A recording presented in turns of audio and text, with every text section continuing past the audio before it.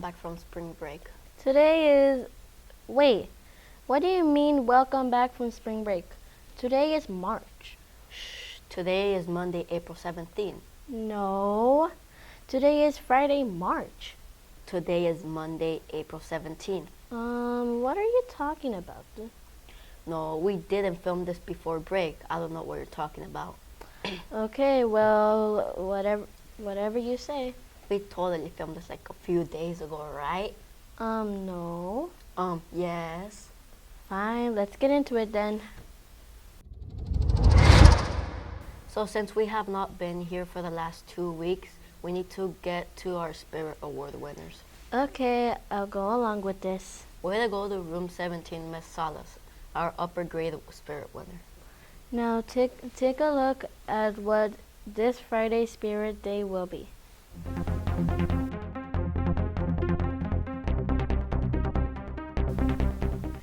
Now let's check out who has a birthday this week.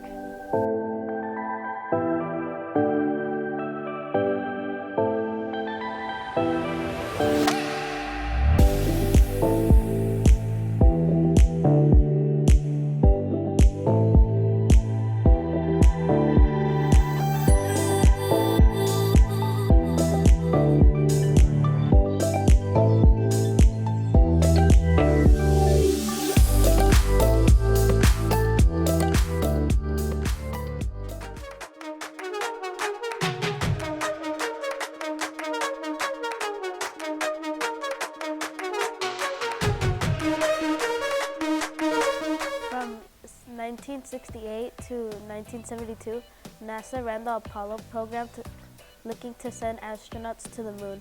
Apollo 11 was the mission that first landed astronauts on the moon. There was Apollo 13 that may be known as one of the most known Apollo missions that was actually a failure. On April 11, 1970, 3 astronauts launched into our outer space as a part of Apollo 13 on the mission to land on the moon. The first few days of the mission had no incidents, but Monday, April 13th, during routine checking of the systems, a loud bang was heard and the electricity started to fail. During this time, Jim Lovell, mission commander, is heard saying the now infamous statement of Houston, "We've had a problem." Houston, we have a problem. At this point, astronauts did not know what the problem was, but knew they had to do something. Back on Earth, Mission Control in Houston worked to determine the best situation to make sure the astronauts could survive. Needless to say, the mission to the moon was and over to survive is now at hand. Engineers in Houston, along with 3 astronauts on board, constantly worked to solve problems as they occurred. They ensured to return the trip would be successful. And after surviving multiple days in a failing spaceship, the Apollo 13 crew re-entered the Earth's atmosphere on Wednesday, April 15th. The mission was considered a successful failure as they failed to reach the moon, but the entire crew returned home safe. Through the entire Apollo program, 6 total Apollo missions landed astronauts on the moon. We have not been back to the moon since 1972, but that could change soon, as NASA is working on returning in a program called Artemis. So maybe one day, one of you can be an astronaut and walk on the moon.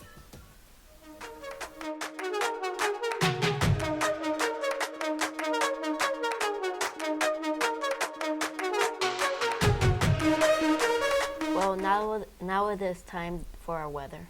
And this time we're going to do it with our magical new technology. What new technology?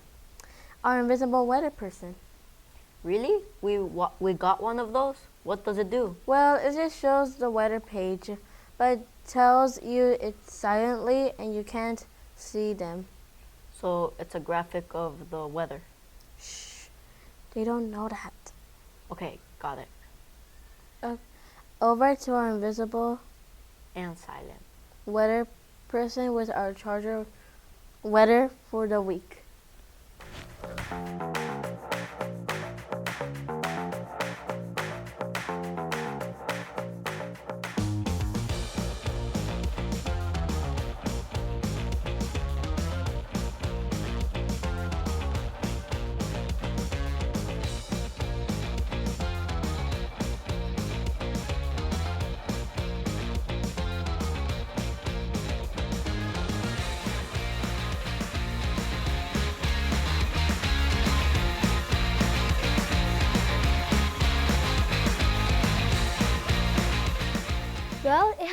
almost 2 weeks since our last Real Reader Review. We hope you all had a great spring break and were able to read some awesome books.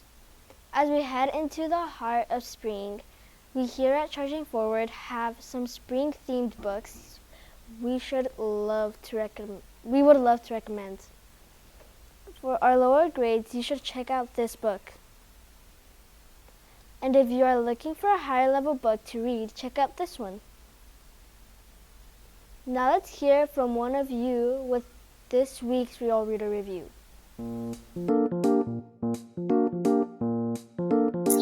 Hello, Rio Plaza. My name is Arizona Barrea. I'm in 4th grade. Today, I read Disney's Pirates of the Caribbean, The Curse of Black Pearl. It's about an evil pirate that steals Jack Sparrow's another, not so evil, but evil, pirate's ship. And then he gets the gold so he could free his ship and crew from a curse they were put in a long time ago. Time to get that tech tip I know we all have been waiting for. Yeah, it has been 2 weeks since our last tip. Wink at camera and pretend that we're not filming this on Friday, March 31st. You're not supposed to say that. Huh? Oh, dang, my bad.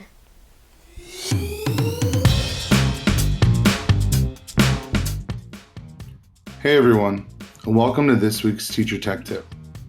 For this week, we're going to go into Google Docs a little bit and look at some formatting options, things you may or may not already know.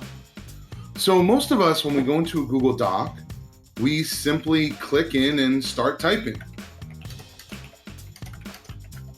Now, we also know some of the formatting, such as font size, font type, as well as bolding, italicized, lines, things like that. But what I want to talk about is styles. Most people never touch this. You see, over here, it's always set to normal text. But if you go in, you can find title, subtitle, heading, 1, 2, and 3. Now you can change these up and you can update them to match what you want. But what's really cool is when you use these and you utilize them, you can do some things like creating a table of contents. So for example, a lot of you may have noticed there's a new document outline that's here. When you create documents and you create headers, subheaders, you can find where it is really, really fast. The other cool thing is what you can do with this is now, once you have that text worked out, you can come up with headers. Now, you'll see this mostly in textbooks or research papers, but these are really useful for a lot of documents because if I need to keep organization on my document, I can simply put in a header or a heading. So I'll do heading 1 and apply that right here. Now, why is this really, really important? Well, let me show you a document I created. I call it the Simple Guide to Creating a Table of Contents. You see, in this document, I have many different headers for different areas that I want to be. Now, each of these, I've applied a heading.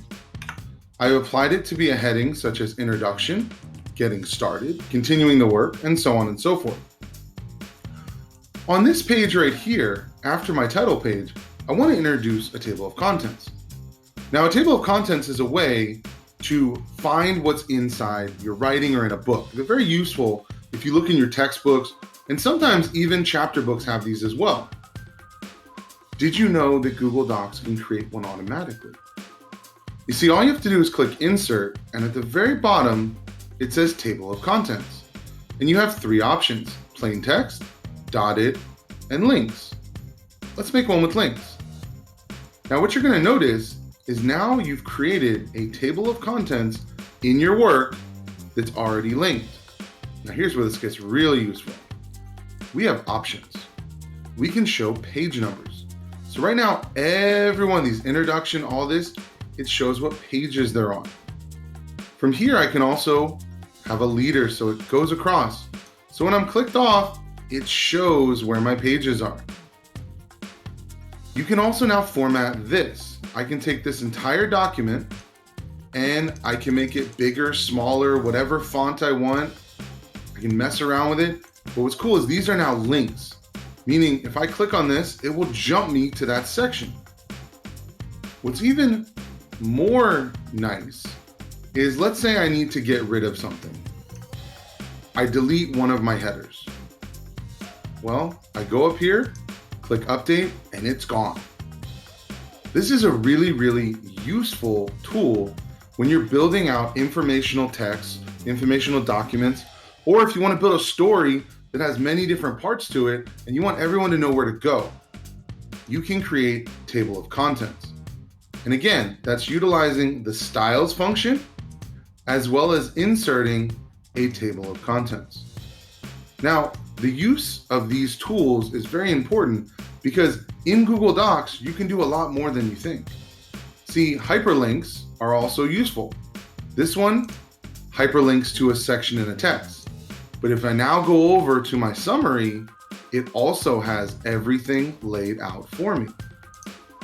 This is really useful when you have very big documents, maybe journals you're building over time, or other objects that you might be working with.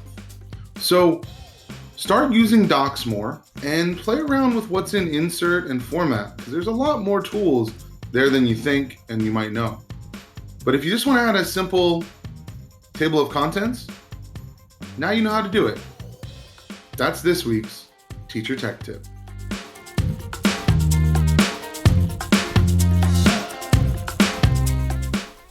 Well, that brings us to the end of our show. Yeah, we are now at the end. Turn to Rogelio We're and... doing that again. Doing what? Reading the stage directions. Oh, look surprised and respond to Rogelio. Stop it. These are the secrets that public should never know about. Okay, got it. I'll stop.